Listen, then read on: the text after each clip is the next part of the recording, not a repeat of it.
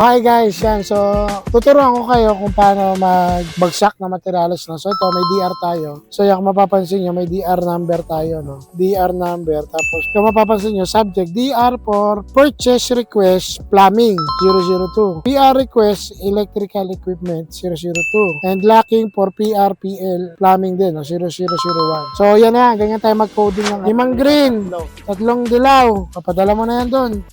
Yang puro pyros cabinet yan. 4 na set yan. Kasama na yung sprinkler. 4 na cabinet, accessories niya. Ito, buksan mo. So, yan, nare-receive na yung ating delivery. So, para natin, natitrace natin yung mga deliveries natin na wala tayong naiiwan, na para wala tayong balances sa office. Kaya tayo may mga coding na nilalagay. And yan, para nire-receive lang, para kahit pa paano, hindi na dodoble yung order kasi minsan dumadating, tapos hindi na notify yung mga umorder. O-order ulit. So, ito, at least basihan to pag tumingin ay may dumating.